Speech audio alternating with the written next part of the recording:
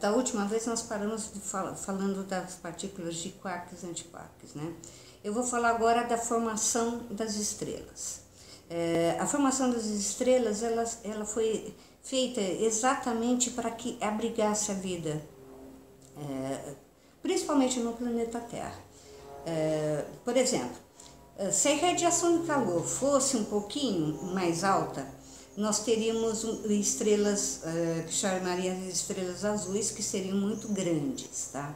Se a radiação de calor fosse um pouquinho mais baixa, nós teríamos as anãs, né?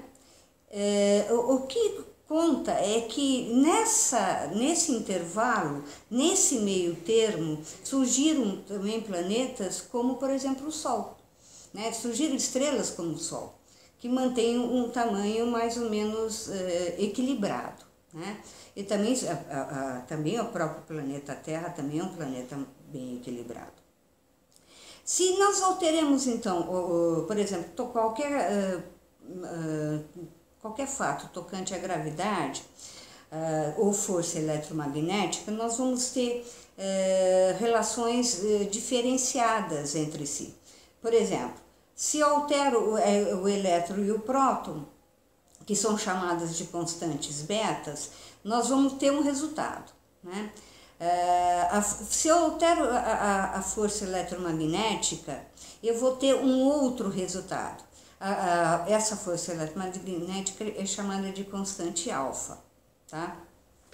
Se fizer a menor alteração, né, nessas duas constantes, nessas duas formas de energia, nós vamos ter problemas muito sérios e muito graves.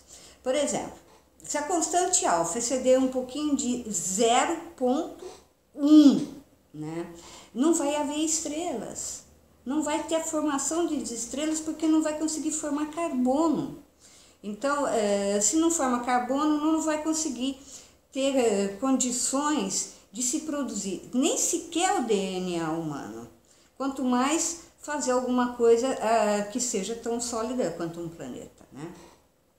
Se a constante beta, ela for, olha, os dados são muito baixos, 0,005 da constante alfa, não vai haver as estrelas, não vai haver vida e não vai ter condições de se formar absolutamente nada de sólido da matéria, porque ou entra num processo de buraco negro, né, ou entra-se num processo de expansão contínua ao universo.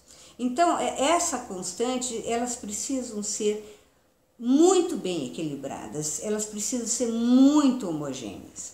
Por exemplo, se a força nuclear forte, né, for apenas 4% superior à fraca, toda a força que houver do hidrogênio vai se perder. O hidrogênio vai começar a queimar, né? Então, não se forma o hidrogênio, começa-se a queimar o hidrogênio.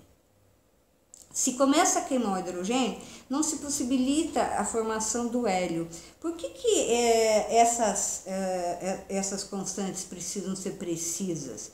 Porque através da formação desses elementos, nós vamos construir, nós vamos chegar ao Andros e nós vamos chegar ao carbono. Carbono é a nossa estrutura de vida.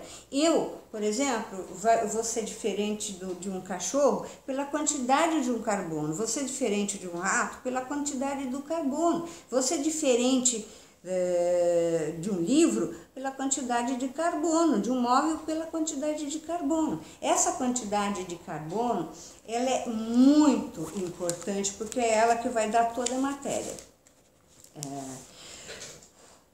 Se essa força fosse 10%, ela poderia evitar completamente, se ela fosse inferior a 10%, ela poderia evitar completamente a formação de hidrogênio. Sem esse hidrogênio, nenhum elemento mais pesado, né, como o carbono, não teria condições nenhuma de existir vida no planeta Terra, tá? O hidrogênio, ele precisa ser convertido em hélio. O hélio é essencial para a vida, né? e vai exigir uma absoluta afinidade para essa transformação. Por exemplo, se a fração for de 0,06, só vai haver hidrogênio. Se a fração for de 0,0008, o hidrogênio vai se esgotar e vai queimar.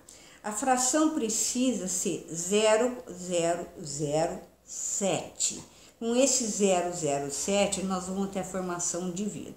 Mas é só isso, né, que vai definir a vida? Não. O carbono é que permite que a gente tenha a construção de um próprio DNA, porque ele é muito resistente e também muito flexível. E essa formação do DNA, essa formação do carbono, ela vai ajudar tanto nos planetas quanto no próprio ser humano. Para formar o carbono, nós vamos precisar do berílio radioativo. O problema é que o tempo de vida desse berílio é de exatamente 0,01, tá? Mas é só isso que vai acontecer? Não. O berílio dura essa fração de segundo, esses instantes. Mas antes, ele precisa localizar e absorver um núcleo do hélio para produzir o carbono. O núcleo desse hélio é ainda menor do que o tempo do berílio, né? Para que ele encontre o núcleo certo, com a positividade certa, é questões de trilionésimos de segundo. Só aí vai conseguir se formar então o carbono.